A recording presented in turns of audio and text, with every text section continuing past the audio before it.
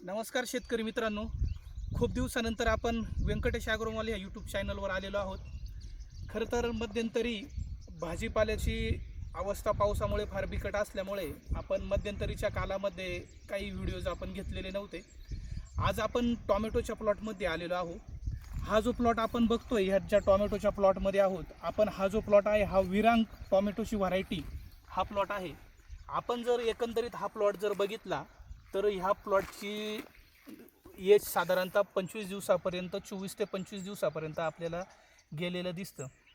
आपण जर ह्या झाडाची सद्यस्थिती जर व्यवस्थित पद्धतीनं जर बघितली तर आपण ह्या झाडाला ब्रँचिंग बघू शकतो. साधारणतः आपण ब्रँचिंग काउंट करूयात, 1 2 3 4 आणि 5.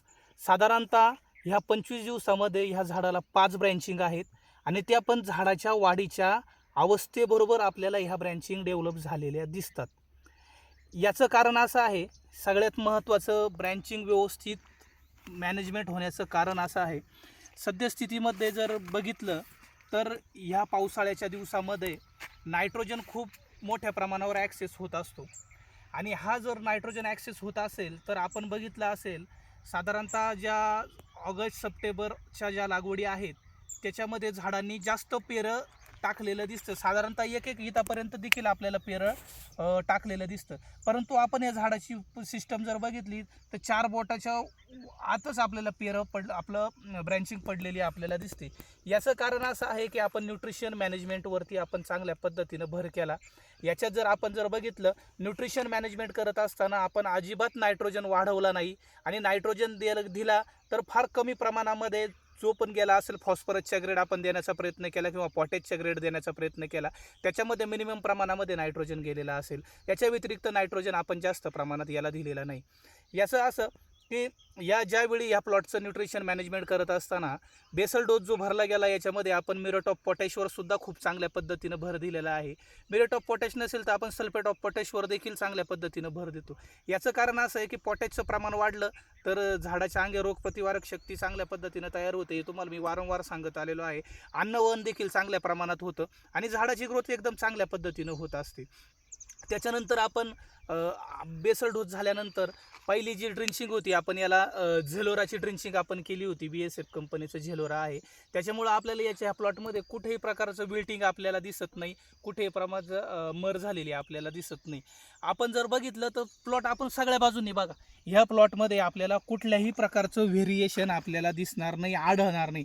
एक सारखा प्लॉट आपल्याला हा डेव्हलप झालेला दिसतो. तुम्ही कोणतंही झाड जरी घेतलं बघितलं तर याच्यात कुठलंच व्हेरिएशन दिसणार नाही. एक सारख्या पद्धतीनं झाडाची वाढ झालेली आहे आणि ब्रँचिंग देखील एक पद्धतीनंच आपल्याला निघालेल्या दिसतात.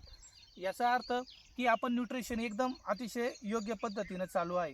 याच्यात जर आपण बघितलं तर झेलोराची ड्रिंचिंग झाल्यानंतर आपण याला 13-045 आणि 12-61च्या ज्या ग्रेड आहेत आणि त्याचा सोर्स देखील हायपाचा सोर्स होता, त्या ग्रेड आपण वापरलेला आहे. याच्यामुळं झालं काय, लो pH राहिला. त्याच्यानंतर लो pH असल्यामुळे ग्रेड पण अतिशय उपयुक्त पद्धतीनं पिकाला लागू झाल्या आणि ग्रोथ झाडाची चांगल्या पद्धतीने बघू शकतो. आपण जर झाडाची कॅनॉपी जर बघितली तर एकदम सुंदर अशी झाडाची कॅनॉपी आहे. एकदम खास पद्धतीनं झाडाची कॅनॉपी आपल्याला डेव्हलप झालेली दिसते. म्हणजे आपण पिकामध्ये लागवड केल्यानंतर न्यूट्रिशन मॅनेजमेंट हा पार्ट किती महत्त्वाचा आहे. मी वारंवार सांगतो की बुरशीनाशकं, कीटकनाशकं महत्त्वाची आहेत, पण त्याच्यासोबत काम करत असताना आपल्याला अन्नद्रव्य व्यवस्थापन करणं फार महत्त्वाचं आहे. आपण जर अन्न व्यवस्थापन जर केलं तर आपल्यात बरीचशी कामं आपली पिकामध्ये करण्याची कमी होतात. त्याच्यानंतर आपण याच्यात बघितलं असेल, BSF कंपनीचा मेरिटॉर आहे, लिक्विड कॅल्शियम आहे. अतिशय सुंदर असा प्रोडक्ट आपल्याला BSF कंपनीने दिलेला आहे. तो लिक्विड कॅल्शियम अतिशय चांगल्या पद्धतीनं काम करतो. आपण त्याला स्प्रेमधून देखील दिला होता आणि ड्रिंचिंग पण केलं होतं. ज्याच्यामुळे झालं काय, झाडाच्या ब्रँचिंगसुद्धा चांगल्या पद्धतीनं निघत राहिल्या आणि झाडाची ग्रोथ पण चांगली राहिली. झाडाची कॅनॉपी देखील खूप सुंदर पद्धतीनं राहिलेली आहे. आपण जर बुरशीनाशकांच्या वापरामध्ये जर बघितलं तर याला पहिलं आपण कवच स्कोअरचा आत्ता एक स्प्रे मारलेला आहे, एक साधारणतः 4 दिवसापूर्वी.